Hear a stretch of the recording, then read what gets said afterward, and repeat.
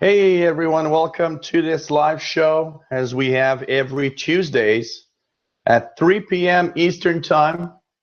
That's 1900 hours Universal Time.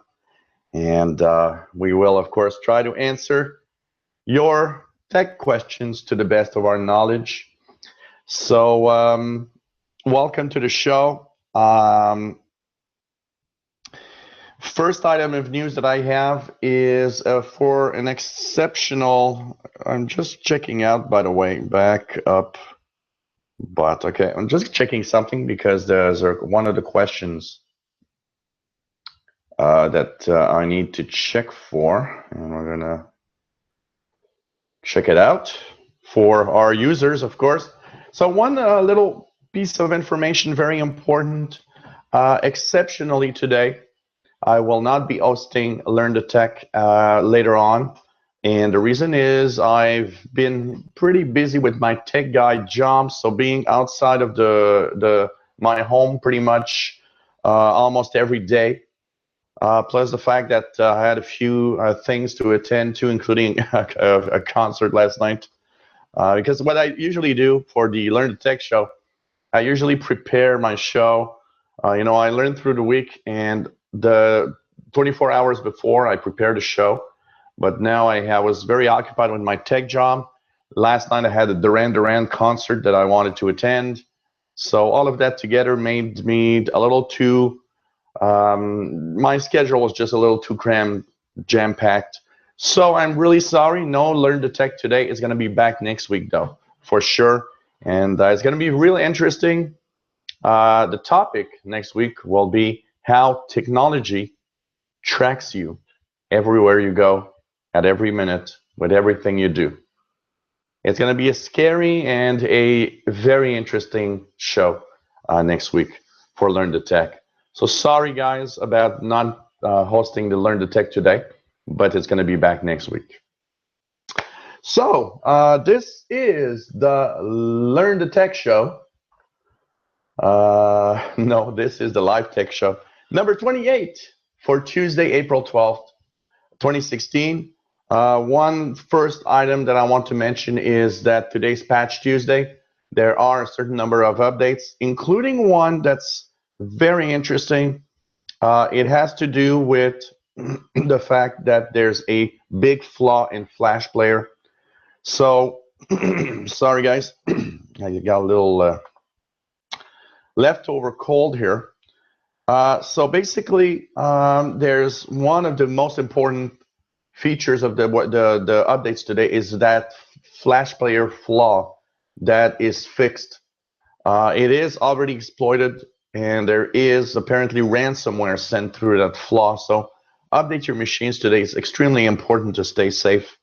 And I can't stress out the importance of updates. Windows updates are very, very important to stay safe on the internet.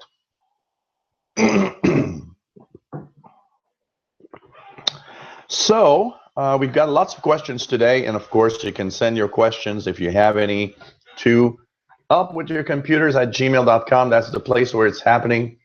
You send your questions there. I will try to answer to the best of my knowledge. So remember, donations are part of my daily routine because of if you want me to continue offering this great service of helping you and doing some live shows like Learn the Tech. I get a lot of nice feedback with Learn the Tech. A lot of people been telling me how they love my Learn the Tech. And for many, well, what I find even more interesting is for many of you, some of the subjects look boring, but when you listen to it and you watch my videos, you find out that it actually isn't that boring. It's actually really interesting. And that is cool because it means that I'm able to actually take heavy subjects that are sometimes complicated about technology and bring them in a way that you actually enjoy watching it and learn some stuff. And thank you so much. Of course, PayPal donations can be sent to this address. They keep the shows on the air. They allow me to buy new equipment, make things better, and of course, continue making live shows like this, which I just love to do, by the way. So we'll start with the questions today. The questions, the famous questions. We're going to start with a few questions from Viper the Bookman, one of my big fans. Viper the Bookman's first question is, how long does it take for the check disk /R command to scan and repair a hard drive? He says typically that he has a 1 terabyte hard drive. So the idea behind check disk is the bigger the drive, the longer it takes for it to actually complete its full cycle. So on a 1 terabyte drive, and especially if you have a lot of files and folders and stuff, it can take a long time. I would say the typical time when I actually did the check disk on most machines was anywhere from about 20 minutes to from small hard drives all the way to a couple hours. So and check disk has different levels of verification also. So it means that when you issue a check disk command, basically depending on how bad the situation is on the drive, it might actually do more deeper scans basically and take even longer. So anywhere from 20 to 30 minutes up to several hours in certain cases. It is a long process. And typically what I do is I don't issue check disk commands unless there's really a bad, something that looks bad on my hard drive or something seems wrong. I don't really issue any check disk commands. I think it's not necessarily a good thing to do check disk commands through regularly because it is very, it strains the hard disk a lot. So it might actually make the hard disk fail faster if you issue too many of the check disk commands. If you have no reason to think something is wrong, I would probably not do a check disk anyway.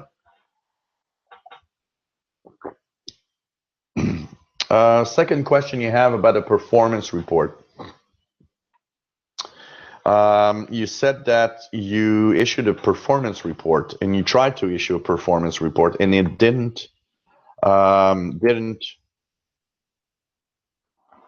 really work through, and it said that it couldn't get the administration or that something has blocked it. Now, several issues can happen with that. You say you have administration rights and that normally it should work fine, but even in Windows 10 and Windows 8, when you are an administrator, your privileges are not as high as they were in Windows XP or Windows 7.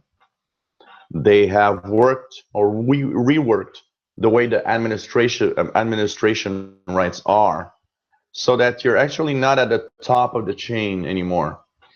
So what I would do is that performance report using the performance monitor, right-click on it and choose Run as Administrator when you want to do that. I think that would not be a bad idea to do. Simply make sure that you do performance report by right-clicking and issuing the same command as administrators. Is very important. I think that might actually help you. It will elevate the privilege. Even though you're an administrator, it still does elevate the privilege even more.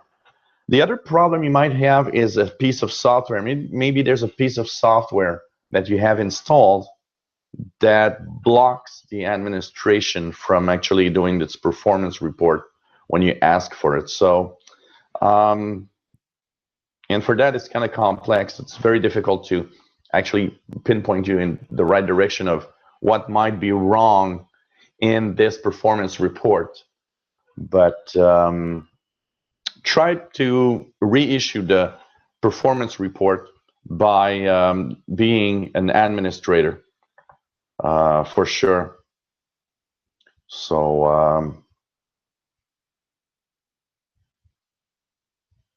I think that's the best way that you can try to do it again.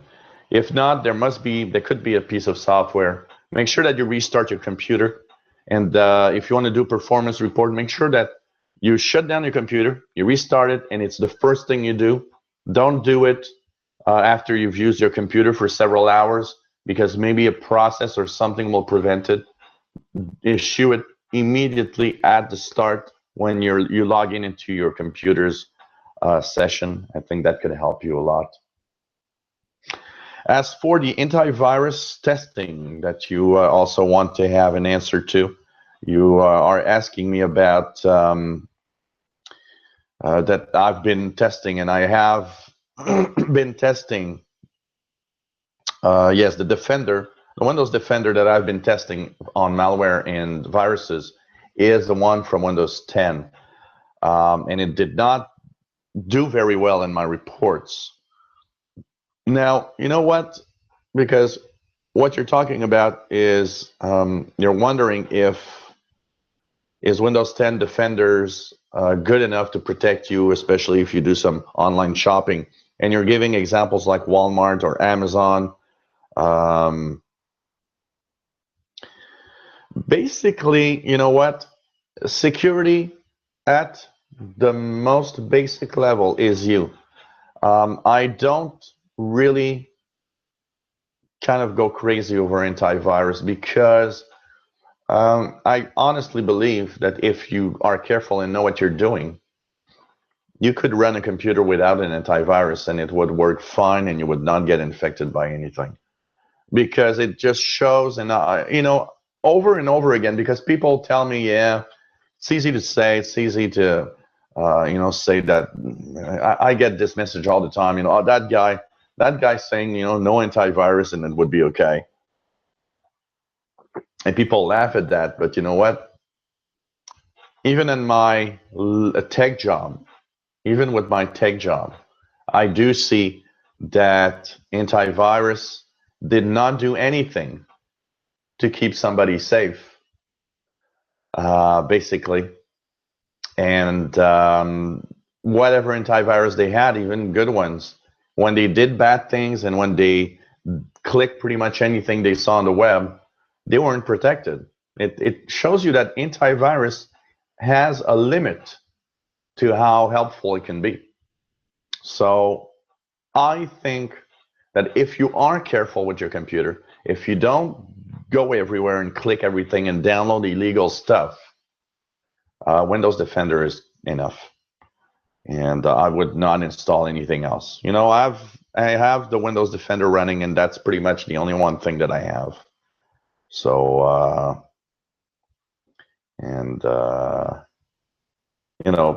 I think it's enough. But if you do want something that is good and free, I have to say that that Kihu 360 total security antivirus is really amazing. This is the one that I was talking about. So the website is 360totalsecurity.com. 360totalsecurity.com brings you to this page. I gotta say, I'm pretty amazed at how well this antivirus works. I'm impressed. It's Chinese antivirus, but it did everything as well as a paid antivirus. And it's really at the top of the best antiviruses right now. I can tell you that. So hope it answers your question, my friend. And if you have any other questions, of course, never hesitate to ask away. I'll be happy to answer any questions for sure. Battery information from devices. I've got several demands on this one. One is from Jim Malley. He's wondering if you can tell how many chargers are left in an iPad or an Android tablet. So Jim is in Thunder Bay, Ontario. Nice to have you on board. Well, you know what? I was actually looking at that, and I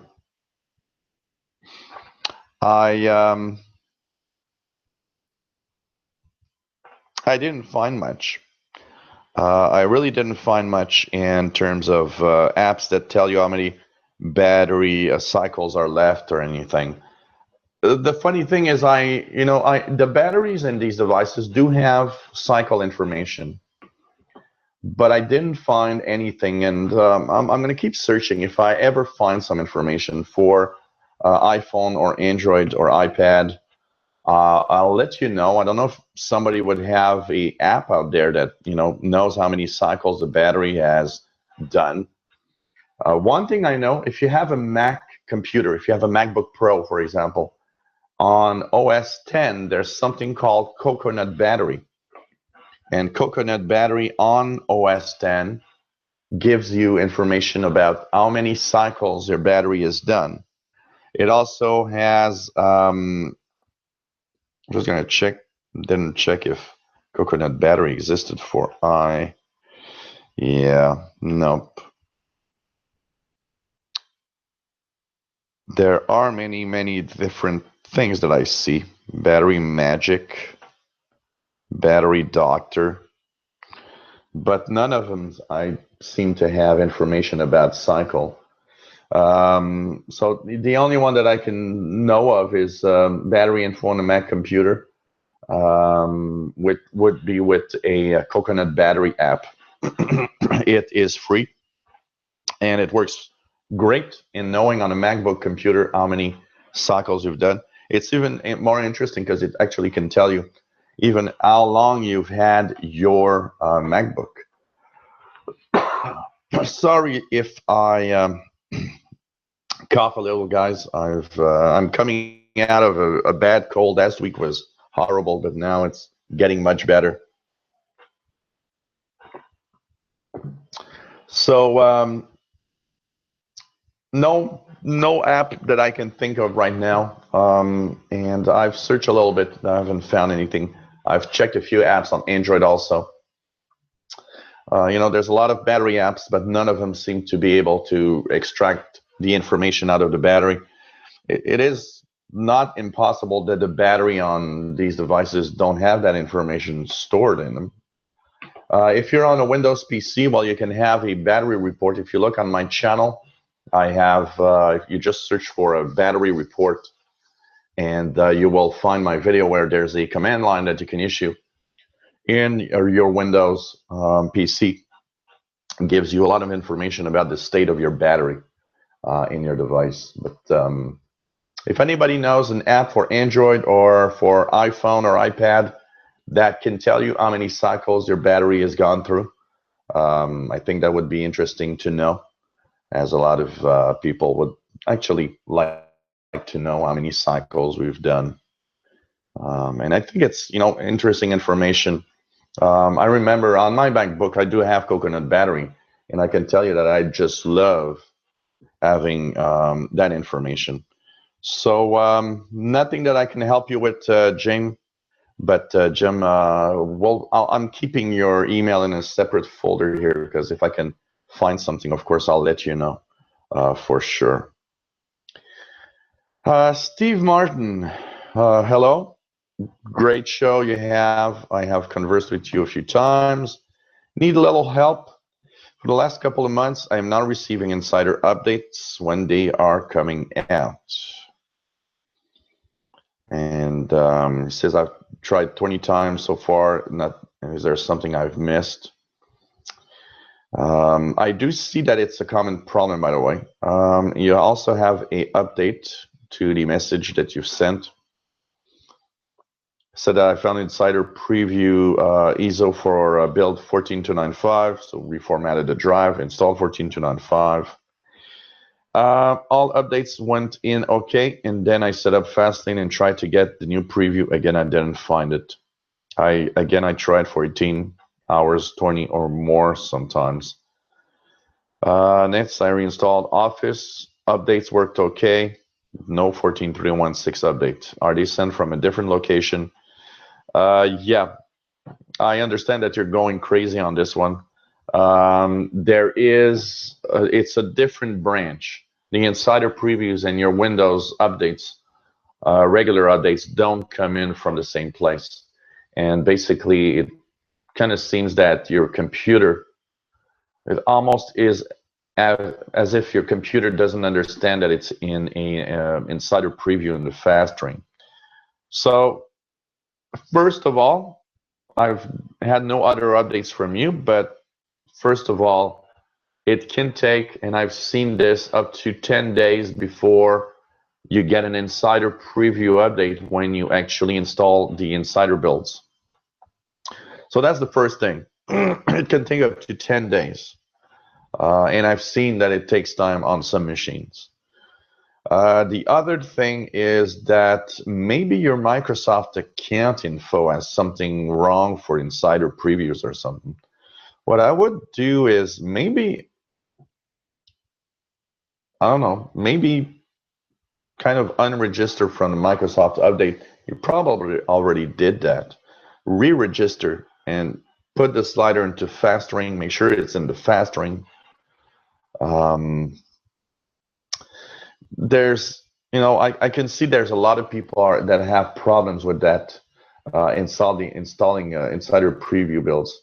Now here there's an error, by the way. It's not 14.3.2.1, but it's 14.3.1.6.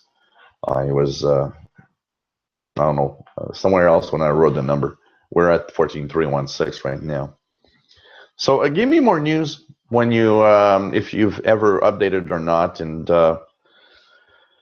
I know of a place. Let me just check here about one little detail that I did see, because there's a lot of people that complain their insider builds aren't getting through.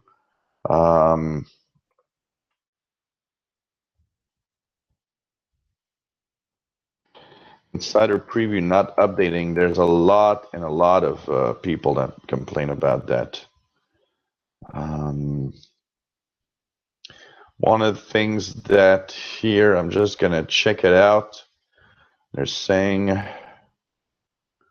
if insider previews are not showing up. Yeah, one of the things that here they are saying that you should try to do is go to your insider information on the Windows updates in the advanced. Put your computer into the slow ring for 24 hours, and then put it back into the fast ring after 24 hours. Check that out. Another thing that here they say is that you can open services. So right click start. Okay, let's do it here together, by the way. Let's go back, previous. When you're on your Windows 10, right click on the start button. There you will go into computer management. In the computer management, navigate to services and applications. So services and applications is right there.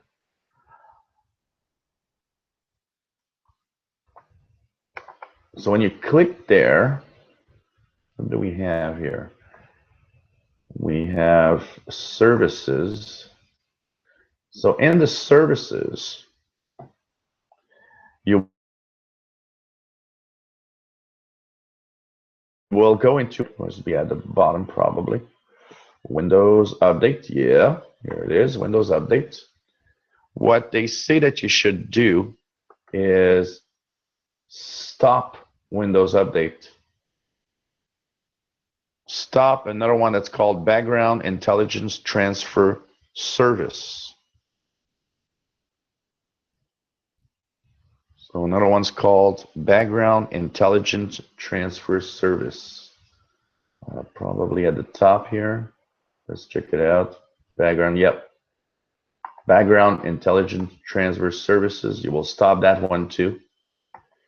And what they say here is that you should then go to the File Explorer. So thank God this is recorded, so you'll be able to follow. Go into your C drive, this PC, C drive. Go into Windows Software Distribution Download. I don't see that. Where's here? Windows Software. I'm trying to check where it could be. Here it goes. Windows.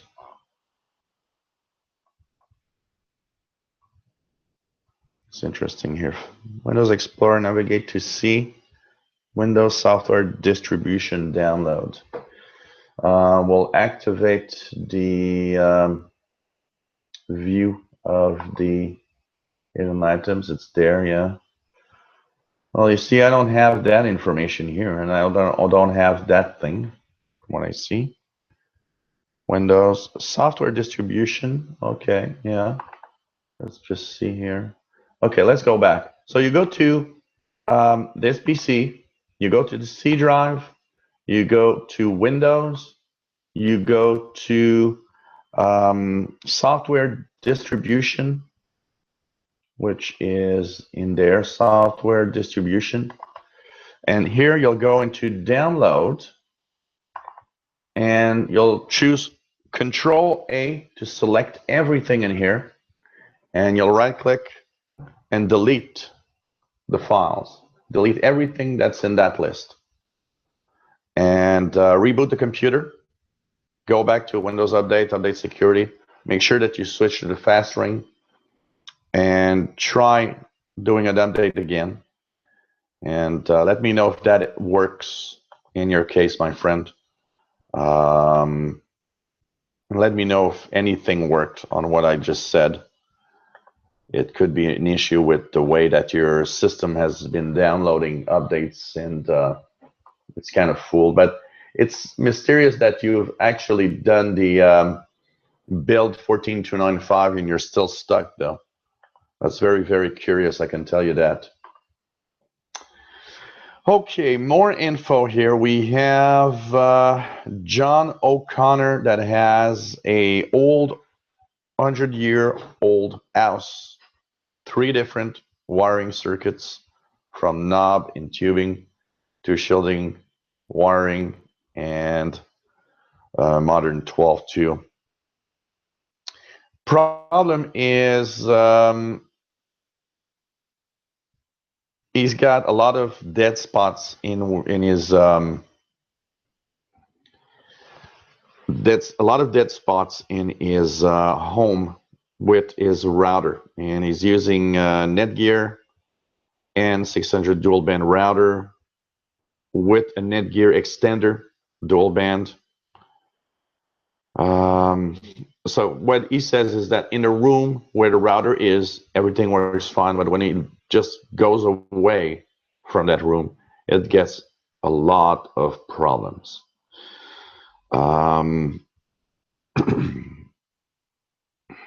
So Wi-Fi is tricky in some places. I've had to deal with Wi-Fi issues a lot as a tech guy with my different clients. One of the things that you need to know, make sure that your devices are on 2.4 gigahertz, not 5. You know what? I've noticed that 5 gigahertz is crap for long distance. You should make sure that your devices only connect to the 2.4 one. They will have a better range, especially with a home, made with different types of materials.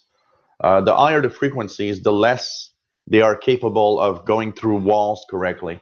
So 2.4 is better than 5 if you have to try to do an extended range.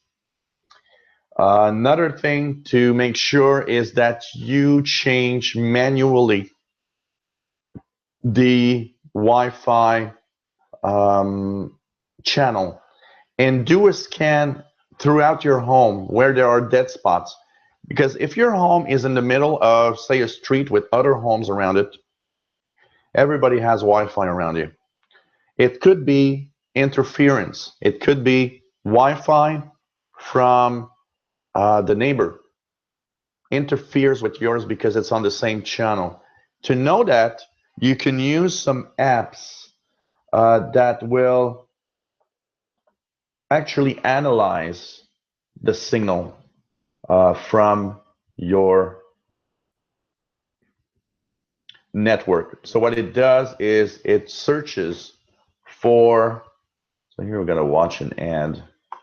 I hate this app for that. You have to watch an ad for it to work well usually. So sorry for that. So basically, what you need to do is use, I see that you're sending that email from an iPad. There is a Wi-Fi analyzer for iPad also.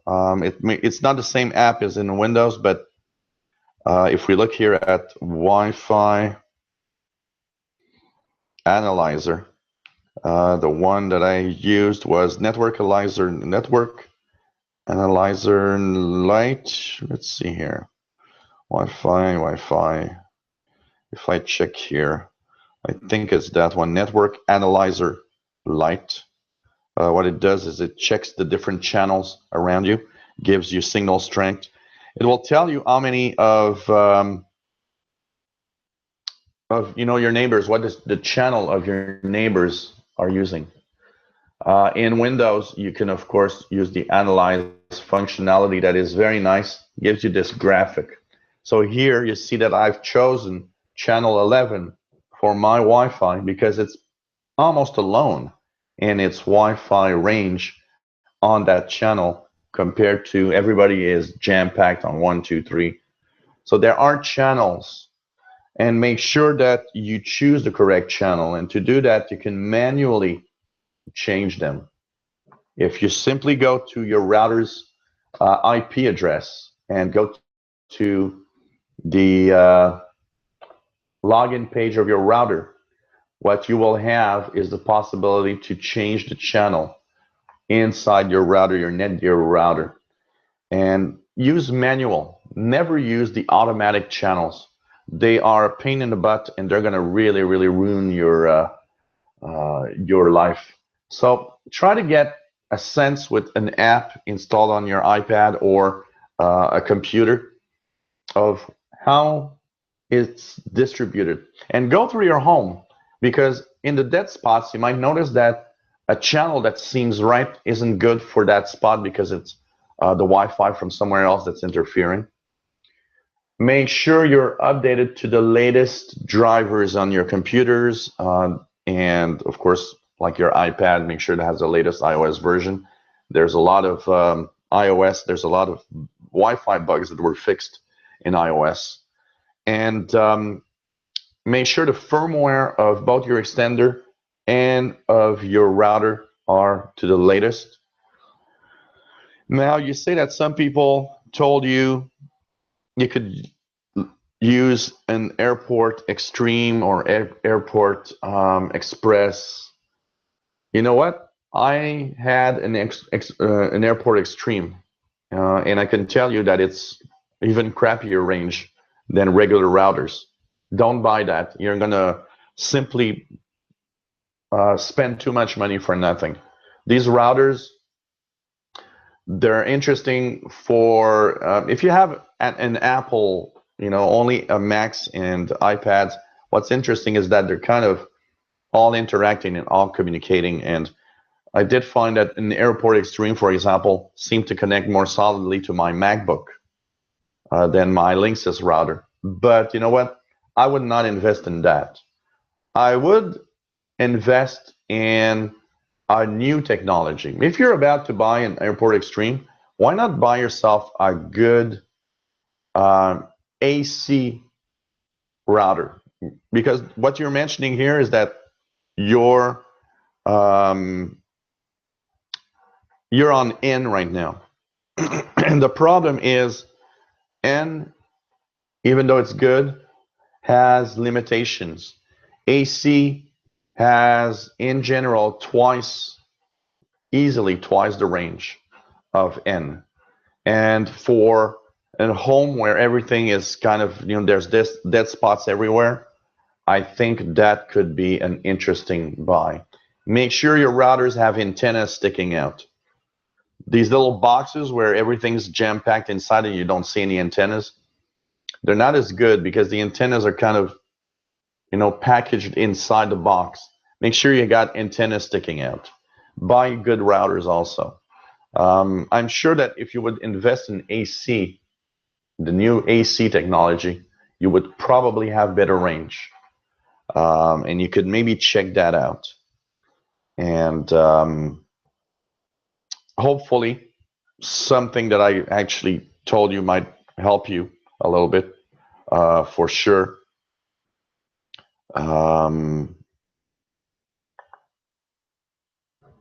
I would probably invest in a place where where it's big and there's a lot of dead spots. I would invest in an AC router, but I'd stay away from the airport extremes. I never got good results when I had one of those.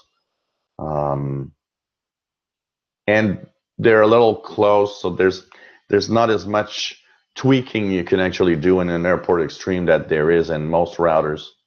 So instead of buying that, I would buy a good AC router instead, and I'm sure you're going to have better range. AC has fixed a lot of the issues that are from lack of range from the N routers. So, and N was much better than G. So, each new Wi-Fi protocol has much better range and, deals better with interference with all the rest. So check that out and make sure that you do use some kind of analyzer on your devices to see, could there be some Wi-Fi from a neighbor that's real strong and interfering with yours? You could change the channel and maybe that's going to help. So, give me news of what you did and what you tried with what I told you, and did it help you? I'd be curious to know that. I know that, bad Wi-Fi in your home can be sometimes real bad issue, and a real, something that drives you crazy for sure. So good luck with that, and hopefully you'll have good range and better router Wi-Fi stuff. That's for sure. Okay, a few Windows 10 install issues that some people are having. First one from Ron Gardner. Ron says that when he wants to install Windows 10 new, a box comes and tells him that he is missing a driver. So I would like to find out what for driver I need, please, and thanks. I really like your videos and shows. Keep up the good work. Now, okay, are you telling me, because that's where I'm trying to understand your question, is that happening when you start the install of Windows 10? If it does, because it happens on every version of Windows, if it says, oh, it's missing a driver, I can't continue the install, that's your media that's no good. So you're probably using a DVD, and the DVD is probably scratched or isn't written correctly. And that is often a problem. People have old Windows 7 disks. You pop it in to install Windows 7, and after a few minutes, just pops up, oh, you're missing this driver. You need to find it because I can't install. That is almost always a bad media. Your DVD needs to be rewritten, redone, or use the Microsoft tool to actually make a new DVD for your Windows install. I think that's going to be going to fix it if that's the case for you. If it's farther down the road, if you've installed it and you say, well, you're missing drivers, then I would think that there's probably something, go to your manufacturer's website and check for drivers for your specific model computer. But I would think that probably what you mean is you try to install, it says it's missing a driver. That's your disk. Download the Microsoft tool and just rewrite your disk from scratch to make sure that it's correct. This is a common problem. Hope I answered your question on that one. Another question that comes from Frank. Frank says that he's used the Microsoft recovery tool to create a USB thumb drive, but his computer doesn't boot with it. Yeah, that tool from Microsoft works, but it doesn't work on certain types of machines. So when you have UEFI and secure boot enabled, it doesn't boot. And for that, what you'll need to do is download the image file, the ISO. And the ISO, you will use a piece of software called Rufus. So let's go here. So you use the Microsoft tool, you download the image file to your computer, and you'll use a piece of software called Rufus, which is create bootable USB drives the easy way. And it's from rufus.akeo.ie.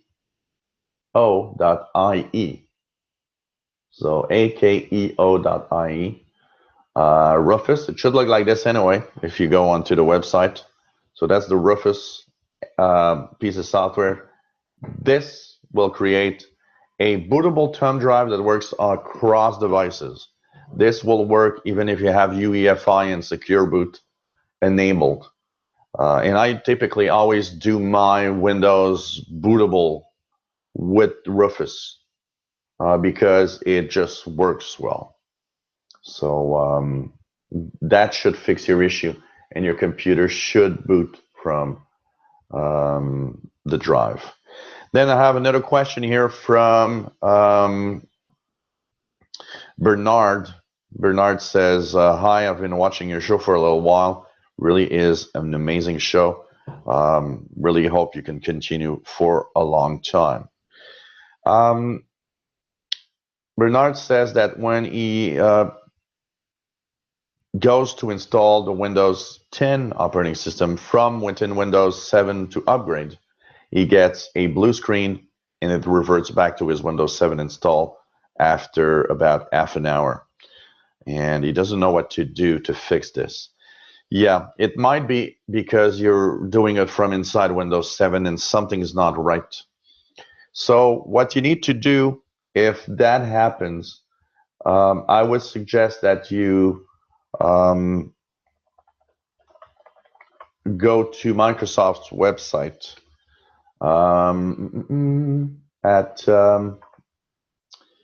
let's just check it out here. So there's a page that's called Get Windows 10. There's a blue button on that page that says Upgrade Now. You could try to upgrade through this page, the Microsoft page. Make sure it looks like this when you get there. This is the official Microsoft page. What you'll want to do here is simply upgrade now and see how it goes. You can also download the tool, the media creation tool, upload and upgrade from there. Try it from there also. Or else download, create a DVD, create a USB thumb drive, bootable thumb drive, and boot from it and upgrade from there. Sometimes from within the operating system of Windows 7, it doesn't work. Unfortunately, you have to sometimes boot from an external source with Windows 10 and upgrade from the external source. And the difference is because in Windows 7, when you upgrade, you're still in the Windows 7 still has an impact on what's happening.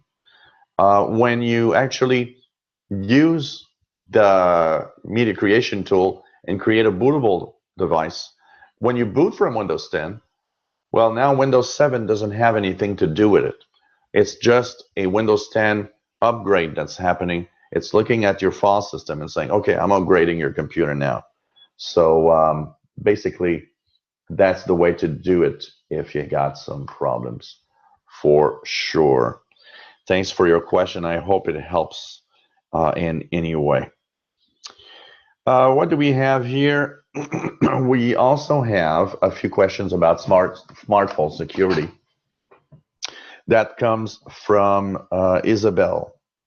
Isabel is in France. Says, hi, I listen to your show regularly. Really, really love it. And I've been learning a lot and using my computer more and more with confidence, thanks to your videos. So the question she asked is, first of all, what do I think of cell phone radio waves that talk about, cancer and it can cause, brain cancer and stuff like that. Look, my feel on this is that the frequency ranges and the radio signals coming out of your smartphone, yes, they can be quite strong. And I tend to think might be a good idea to always use your earphones with that microphone when you're using your cell instead of putting the cell next to your head. There's we still don't have any documentation or anything that tends to tell us that cell phones create brain cancer or anything. We've now reached a long time of usage of phones. There was a lot of talk about this in the 90s, I remember, but you know what? We're 20, 25 years into commonly using phones from everybody now. And that 20 years is starting to get, a pretty long period of time. So I would think that it's probably pretty safe to use a cell phone. But you know what? You cannot, it could be a very, very small number. It could be a number that's just difficult to find in all of the population. It just doesn't increase so little that it doesn't show, and it's kind of hard to really say that it's our smartphones. Plug in your headset and talk with your headset instead of putting the phone right next to your head. When I have the occasion to do that, I always do it. I think it, I don't know, feels safer. Phone is farther away from your body. That's for sure. Another question she has. She says she was walking on the street the other day and she got bumped in by another girl that actually had a smartphone and wasn't watching what she was doing. And the question she has is there some kind of smartphone etiquette that we should understand, or that you would think is a good idea to prone? Well, you know what? Yeah, there is a smartphone etiquette that I think we should all apply. I'm a big user of my smartphone.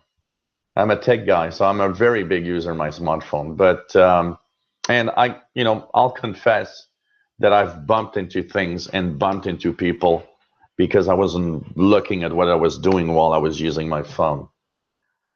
Yet, when that was happening, it was in specific reasons. I would say most of the time using my smartphone to check out if the address of my client is exactly the same, because I have it in my head, but just to make sure, okay, yeah, it's the right address. What I would say is, if you have to use your smartphone when you're on the street, why not find a bench or something, or sit down, or at least, just lean next to a pole or something, and a tree or whatever, and just stop while you're using it to prevent that you'll bump into people, or and you can get injured. You can bump into someone, and it could be bad. I think also in the smartphone etiquette, you know, your phone has vibration and it's not for nothing. When you're in a restaurant, when you're at the movies, when you are somewhere where you are with other people, why don't you put your phone in vibration? It's easy. On an iPhone, it's extremely easy. You got the little switch. And even on Android, most of them, you just swipe down from the top and you have access to the phone, the sound and everything, and can say, well, just vibrate, don't do nothing else. Nobody wants to hear your phone ring in a restaurant or in a public place. It's the most annoying thing that I know of. And I'm not annoyed by a lot of stuff. I can tell you guys that. I'm pretty open-minded, and there's not a lot of stuff that annoys me, basically. But I can tell you that your smartphone ringing in a public place is an annoying thing to hear, especially if you got these really annoying ringtones. Another thing that I would say is, you don't have to shout when you're talking on the phone. You just talk in a regular voice. The person is hearing you.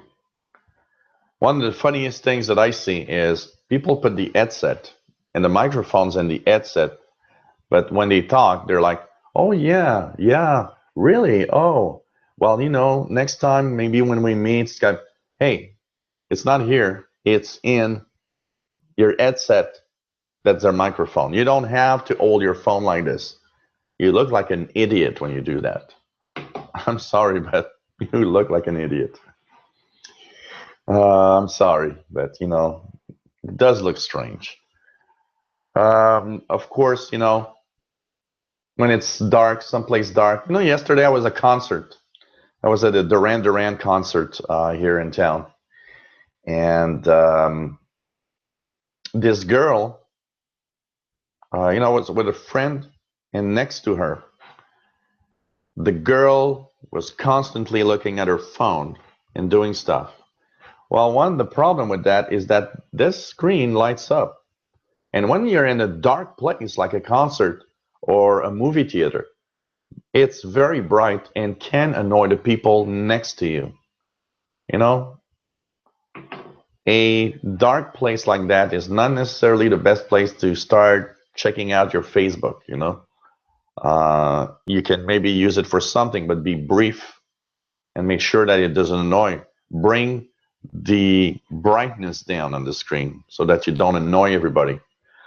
Stuff like that, I think it's important. People don't think with their phones.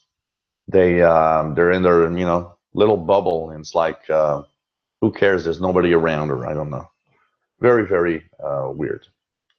And one last question is improving cell coverage, because she says that she goes to a little place from time to time that is out of town, and she noticed that cell coverage is barely making it, sometimes breaking calls when she's trying out.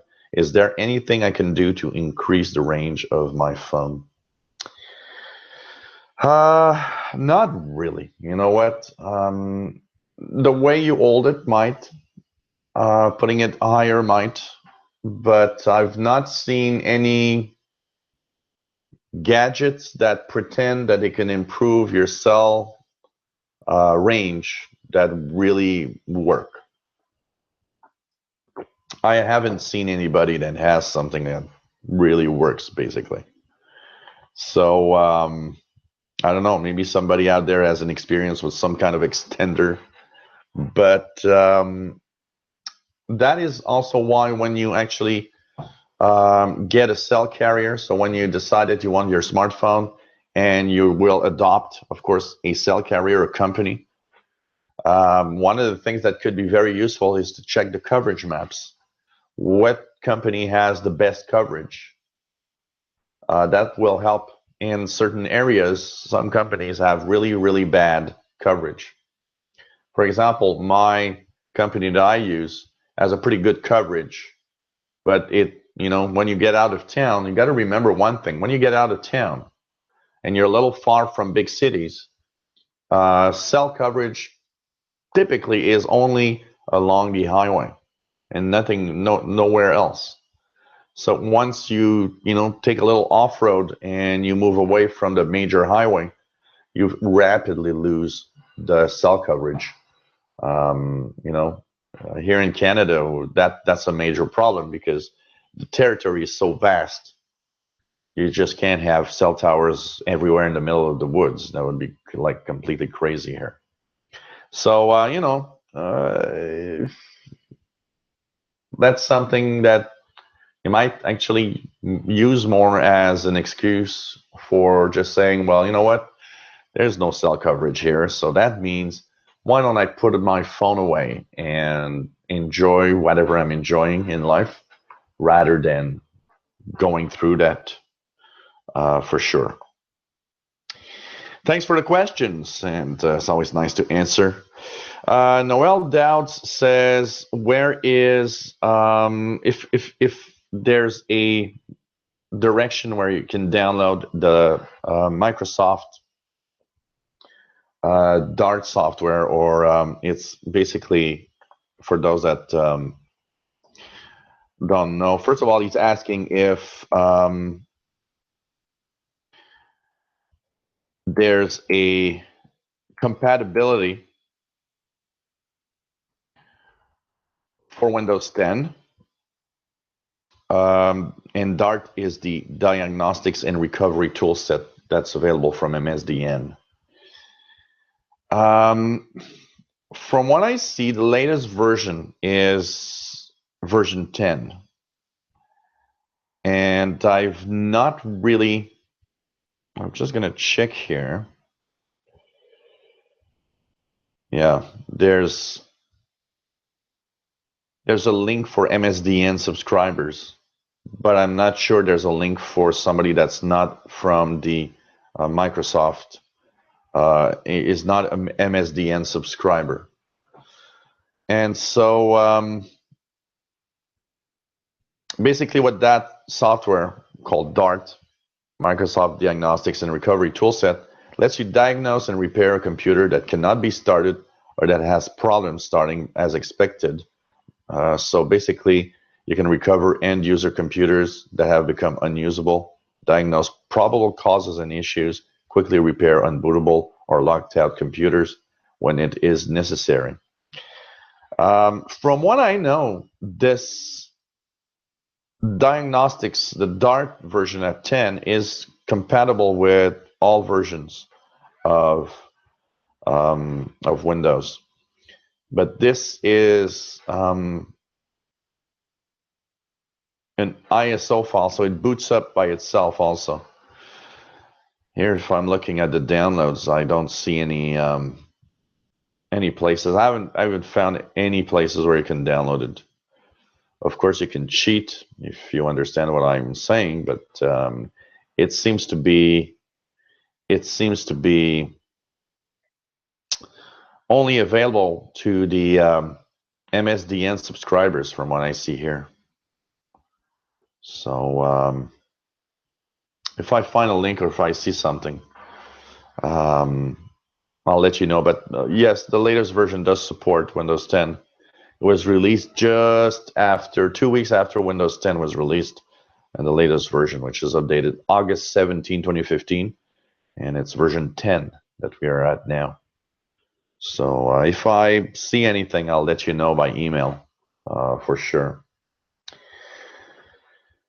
Let's move on. Apple related questions now, for those that are Apple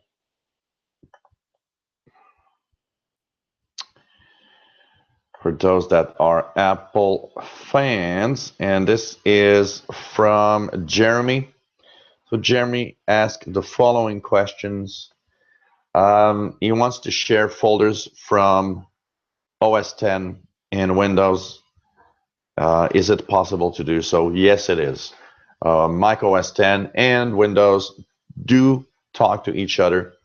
Works fine.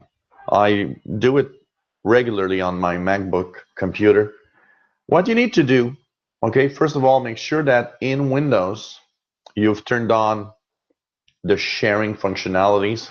So by going down, for example, on the network icon, you can right click, go into Open Network and Sharing Center. From there, you can go into the left side and say Change Advanced Sharing Settings. Turn on Network Discovery. Turn on File and Printer Sharing. And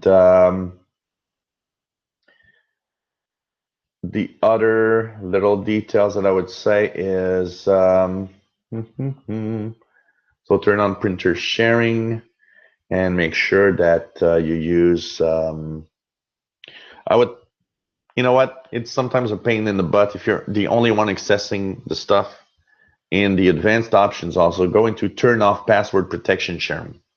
I turn it off all the time because I'm the only one in my network anyways. So, you know, no passwords asked. Sometimes it's a pain in the butt because you got to remember how your username and your password were created, and it just doesn't want to log in because of that. So turn off password protection sharing. I think that's quite all right.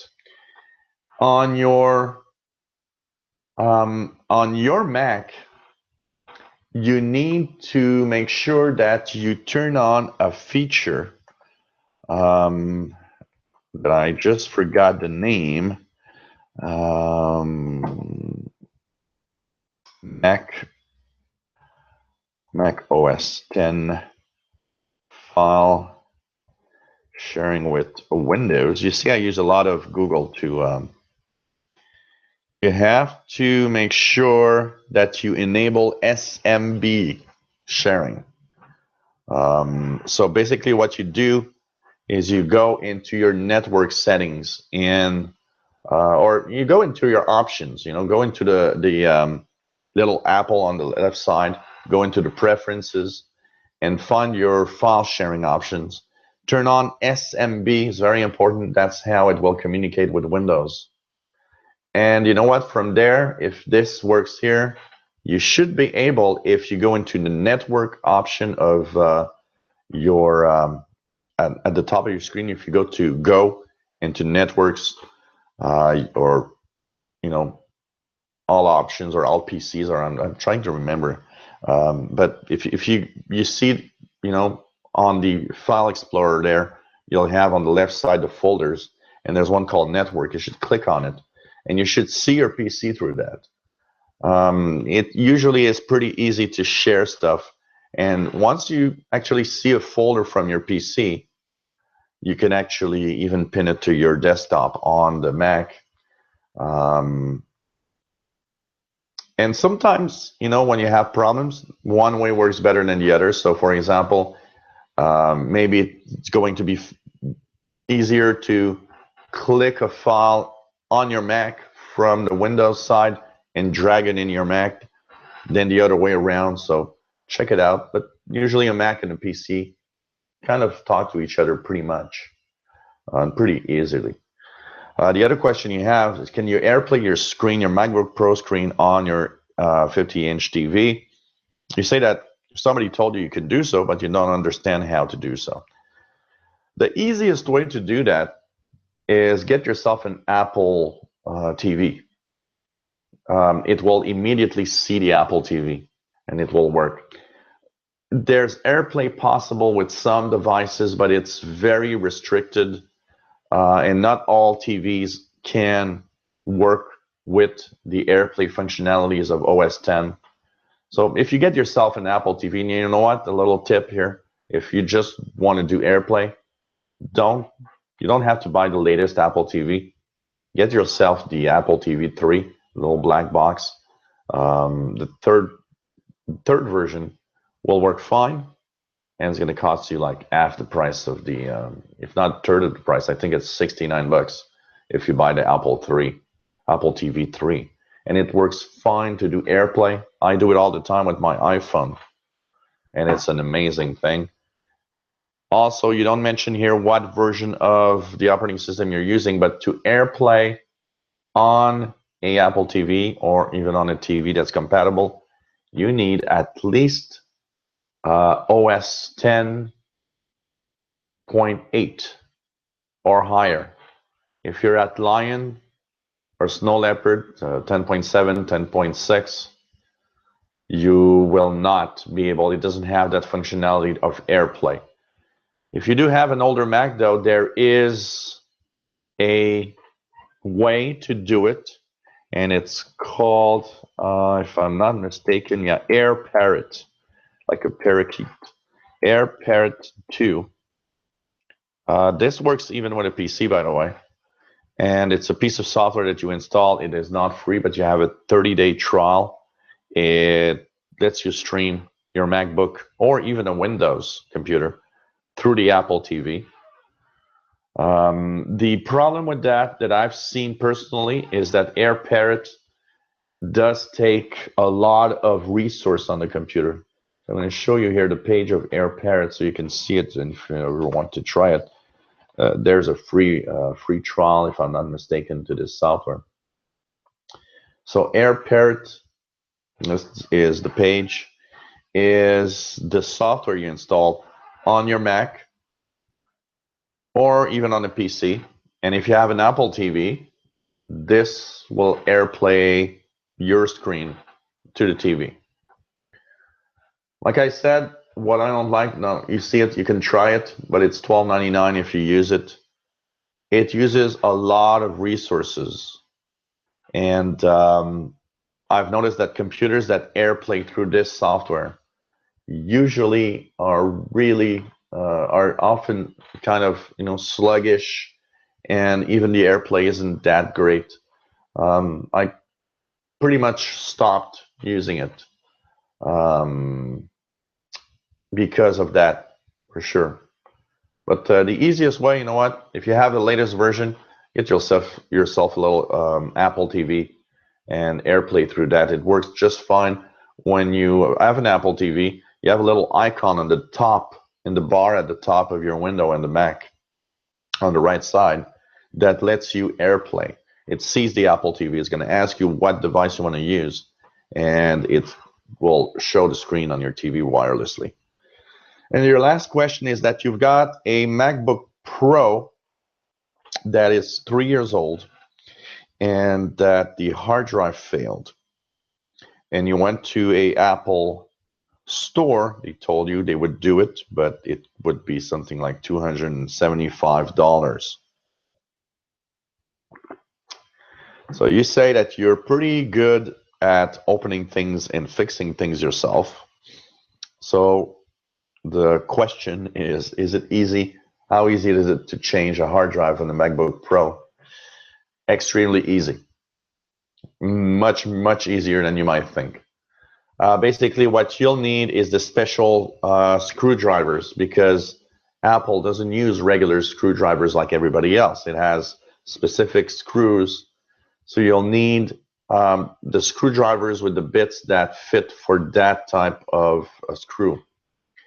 Once you have that, you know what? You just remove the screws, remove the bottom part, and I can tell you that the access to the hard drive is extremely easy. You'll see it immediately. It has a little bracket that holds it in place, so you just have to remove the screws of the brackets, remove, change the hard drive, plug it back, put it back. It's surprisingly easy to fix. So do it. You can do it yourself. For sure. And thanks for your questions. Let's see here. What do we have? We have, before we continue on, there's Stephen Mail in Aurora, Colorado, that has done some experimentation with his Windows 10. And he had problem a few weeks ago. We talked about his problems concerning the creating a partition and being able to install Windows 10 on a separate partition. So he says, I was finally able to install Windows 10 on a separate partition. I actually used 50 gigabytes, and after installing programs and apps, I still have 32 gigabytes left. If I would like to increase this at some point, would I use the same procedure? You were also right. Windows was activated almost immediately with a clean install. I did get that blue screen of death with memory management. So, yeah, you can change pretty much the size of your hard drive in the same manner that you did to do what you did now to install Windows 10. So basically, you would use the same procedure. And so it's cool to see that you've been able to actually install that Windows 10 on that computer. And let me know. Let me know about let me know about how it goes on the Windows 10 on that new install. I'd be curious if you still have a lot of problems or if that one works well for sure. A little comment here from, by the way, that that's true. There's a lot of that on. Tim Robinson says the MacBook Pro hard disk change. Lots of videos on YouTube.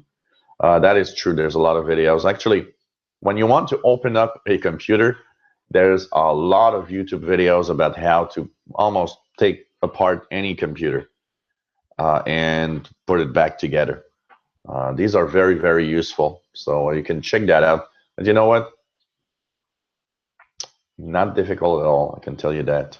But yeah, you can search for MacBook Pro hard disk change on YouTube. That is a good suggestion, by the way. Thank you, Tim, for that suggestion. Peter Sargent also has a little comment about my Duran Duran. Says, hi, Jill, fan of their singles of the 80s, Wall Boys, Rio, Planet Earth, etc. Rock on, Peter. Oh, man, it was so good. You know what? The came here yesterday with Chic as a first, as the first part of the show was Chic with Nile Rodgers, and boy, that was amazing. I knew I would, I knew Chic, and I knew that they had some disco hits, so I was expecting a few songs that I knew, but because Nile Rodgers was there and that he collaborates a lot in writing songs with other people, he actually played a lot of stuff, including Let's Dance from David Bowie, which was so perfect that it was like I had the impression for a moment that David Bowie was on stage. It was just great. And actually, it was such a great show that the first thing I told my friends that I was at the concert with is, wow, Duran Duran's going to have really, really to work hard, because that was great. And they did work really hard. And the funny thing is they play 19 songs pretty much everywhere. And yesterday, and one of the songs they don't play in general is the Reflex in this tour. And yesterday, when they were about to leave the stage, they said, so, they were giving us their goodbyes. And then everybody in the Bell Center started saying, Reflex, Reflex, Reflex. So it was so funny because they looked at each other. They went back to their instruments. They played a Reflex, and then after they were gone, it was really, really interesting. So we got an extra song that pretty much nobody has in the tour. It was really, really cool. So what else do we have here? We have a question from John that is in the state of Washington in the United States. John says that there's a few things that he wonders. First of all, when he turns on his desktop computer, for the first 10 minutes, there's a lot of noise and a lot of vibration, and he was wondering what exactly could that be. Well, that's pretty much an easy question, and it happens. Your computer is probably a few years old. Fans. One of the fans is vibrating. So one of the fans bearings is actually going away slowly. Now, you need to check out which fan it is. So it could be a fan on the CPU, it could be a fan in the power supply, it could be another one of the fans that's just, flowing air. Changing a fan in general isn't too hard, but you just need the correct fan. Where it's important, I would say, is especially on the CPU, because on the CPU, if it doesn't work well, your computer can eat up a little too much. Typically, most people that have a fan that vibrates, a lot of the time it's in the power supply box. That you can't change that fan. You need to change the power supply. Today's power supplies, they're like throwaway boxes. You take the power supply and you throw it out when it's over. Basically, you just change the power supply if you want that to stop. But you know what? Pretty much everybody that has that problem, I will say, you know what? Can you cope with the fact that for 5-10 minutes it vibrates and then it comes back to normal?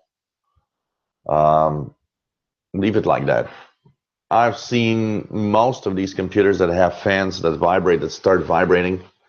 Most of the time, they actually work for years like that. And, it's just the nuisance or the annoying sound at the beginning. But usually with, the fact that the fan comes hotter, the temperature of that fan makes it like, of course, there's, the hot air makes every part kind of, move around a little bit because of the temperature. And, usually it kind of fixes itself because of that, because of the heat.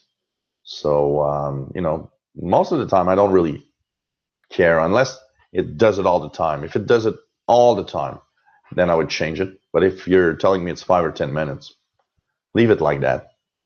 It's not a big problem, basically. Another question that you have is the hard drive. You say that sometimes your hard drive in your computer will do strange noises, and you've noticed that sometimes what it does is you turn on and it says no boot device, none shown on the Windows install, either when you put your disk, but it sometimes fixes itself. But you've noticed in your description, you notice that there's a clicking sound when it tells you that there's no boot device. That, my friend, is a failing hard drive. And you know what? First thing that you should do if you're watching right now, back up everything you got on that disk right now. Because one day you'll just boot it and it won't boot at all anymore. The clicking sound typically is a failure of some sort of either the mechanism that has worn out a little bit, or it could be some kind of problem with the drive controller also. That's another possibility. The drive controller could be being worn out a little bit, and it sometimes doesn't work well. So it will say no boot device and stuff like that. That means back up everything and change your hard drive. It's time to change your hard drive for it to work better. I can tell you that. Other questions. One from let me check here. Okay, Joseph. Joseph says, hi. Little questions for you that hope you can answer. So basically what Joseph says is that he wants to use his new computer with family members. So he wants to know how is the best way to share a computer with family members. Share a computer with family members. If you have only one and you want to share it with everybody, the thing is, you should simply go into the user account. So you'll have a main account, which is the administrator account. But what you want to do is not have everybody use that same account. That account is dangerous because it's administrator. Everybody can do what they want, and that is the worst thing in the world. And as a tech guy, I get called very often for problems like that. So what you do is you go into your settings at the bottom right, you go into all settings, and you go into accounts.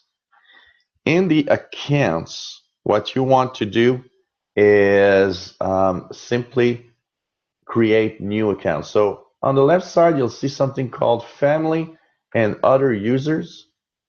And here you got add a family member. Click there, and it's going to ask you what type of account that you want to create. So you'll have add a child, add an adult.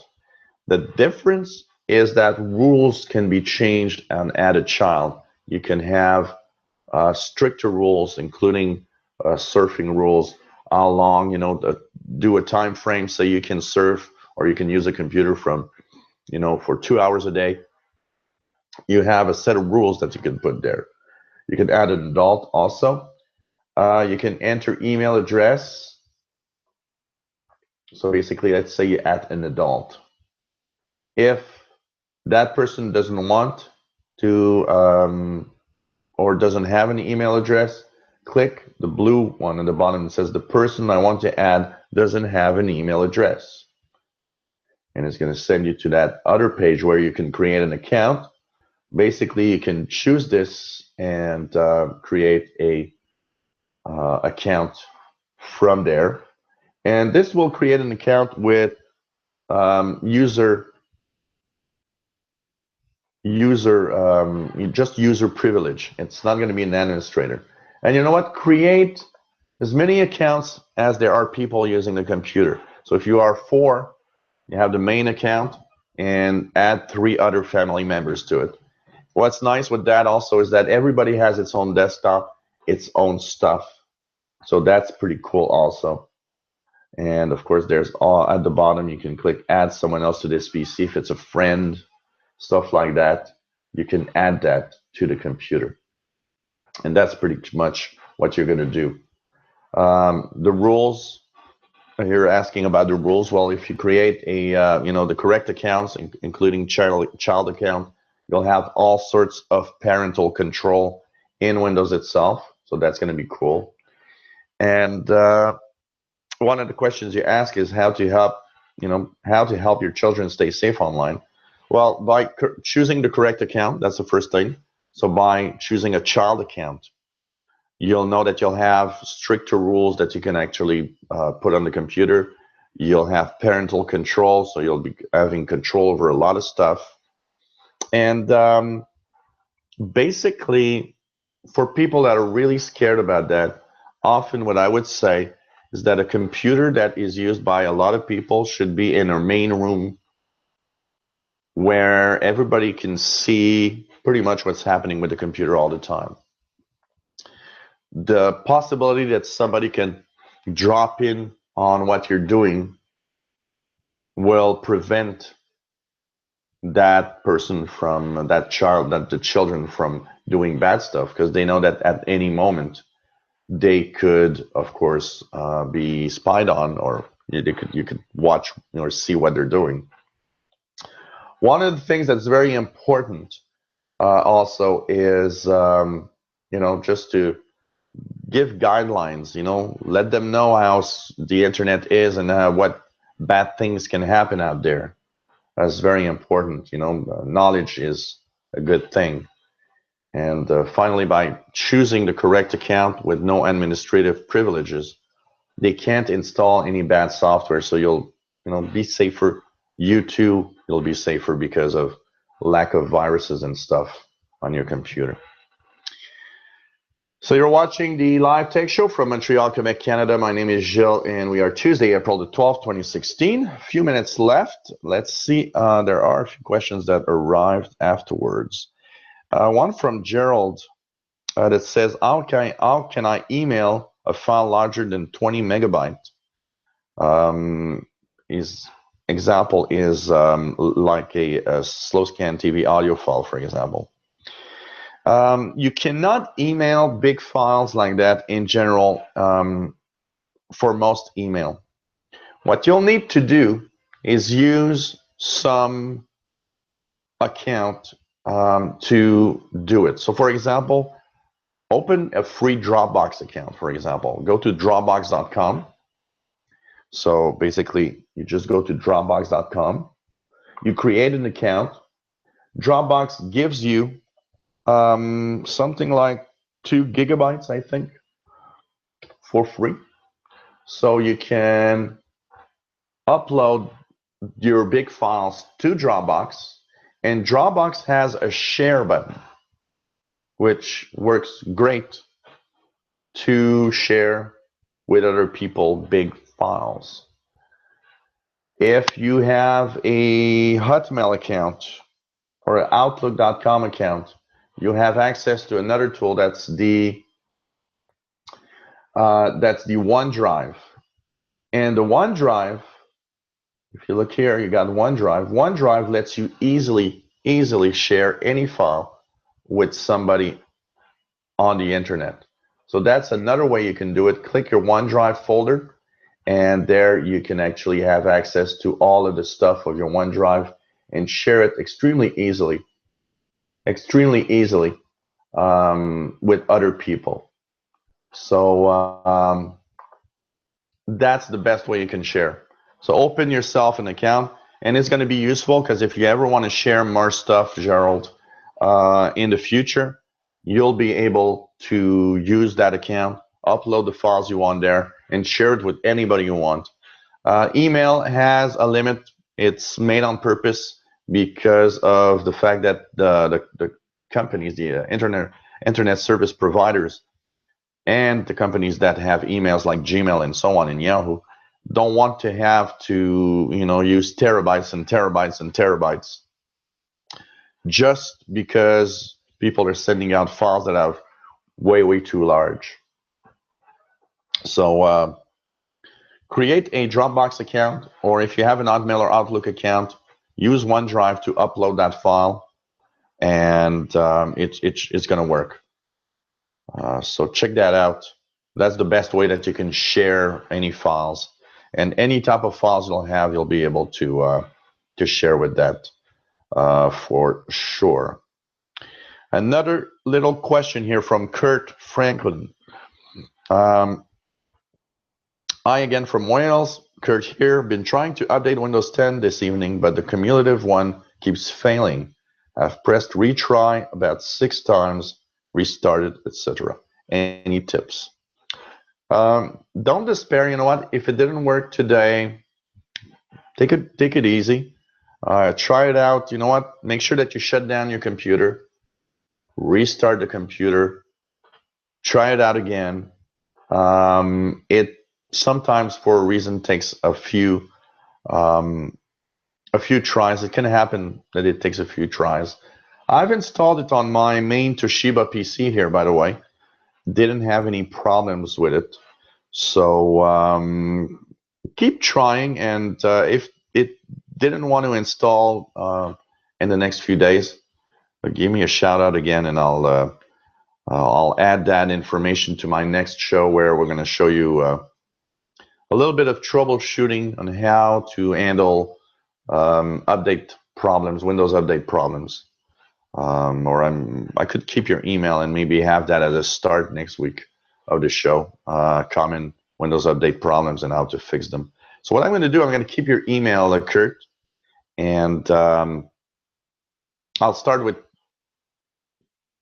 Windows update problems next week. And before next week, if you can just let me know if it worked or not, I think that could be a nice, a good idea. But try it out tomorrow or in a few days. It might actually work great. So hey guys, we've gone through questions for 90 minutes, and there are a few left, but we're gonna keep that for next week.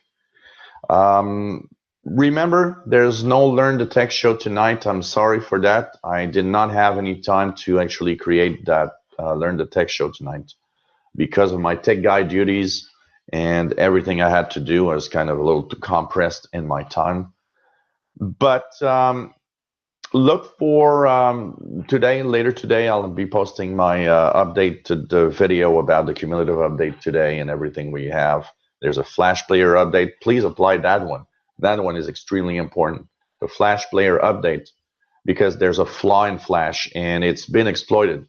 Microsoft knows that ransomware from bad guys is being sent through that flaw. Be very careful and update your computers today. Windows Vista 7, 8.1, Windows 10, there's updates today to make your computer more secure.